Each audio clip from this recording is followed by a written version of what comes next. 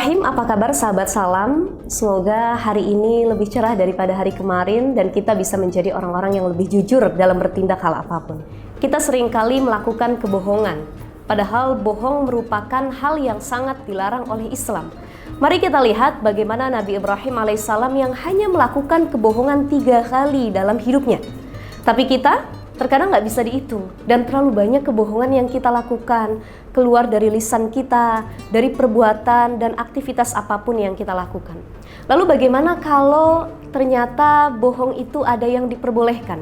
Dalam Islam sendiri ternyata tidak semua bohong itu dilarang. Ada beberapa keadaan, beberapa kasuistik, beberapa momentum ternyata bohong itu diperbolehkan. Dan itu pada 3 tempat ataupun 3 keadaan. Yang pertama, berbohong ketika terjadi 2 orang yang sedang bertikai. Yang satu bertengkar dengan kawannya, sahabatnya, pasangannya, atau siapapun yang menjadi temannya. Kemudian ternyata temannya yang satu berada dalam bahaya.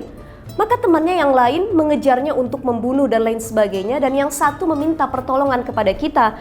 Tolong Pak, Bu, ada yang mengejar saya, ingin membunuh saya, terjadi KDRT dalam satu rumah tangga. Maka tolong lindungi saya dan katakan bahwa saya tidak berada di sini atau mengumpat di rumah Bapak Ibu. Dalam kasus ini berbohong diperbolehkan karena menyelamatkan nyawa seseorang atau sedang melerai sebuah pertikaian.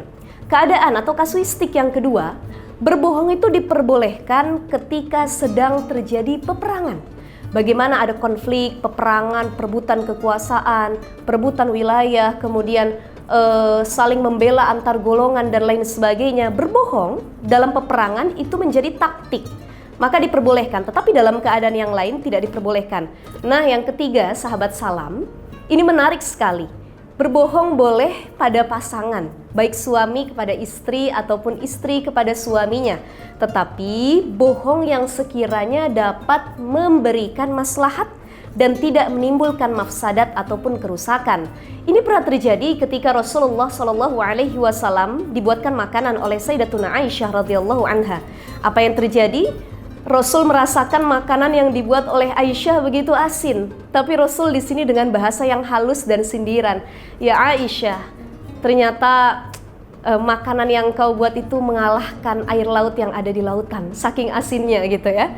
Nah, ini boleh berbohong dengan sindiran yang halus tetapi untuk menjaga hubungan rumah tangga. Atau satu lagi, ketika Rasulullah SAW berbohong kepada seorang nenek-nenek, di mana Rasul mengatakan bahwa di surga itu nggak akan ada nenek-nenek dan nenek itu menangis. Tapi ternyata kebohongan Rasul itu adalah sebuah kebenaran, di mana ketika kita masuk surga semua akan dikembalikan pada wujud seperti anak muda lagi. Jadi andai kata kebohongan itu diperlukan, maka boleh saja untuk mencapai kemaslahatan, tapi jangan sengaja berbohong, apalagi jika menimbulkan kemafsadatan. Karena dalam satu hadis Rasulullah SAW, al-kadhibu yahdi ilal fujur. Kebohongan itu mengarahkan kepada kerusakan, dan kerusakan yahdi ilan nar, mengarahkan kepada neraka. Na'udzubillah, summa na'udzubillah min zalik. Terima kasih sahabat salam, sampai berjumpa dan bertemu lagi di pembahasan yang akan datang. Wassalamualaikum warahmatullahi wabarakatuh.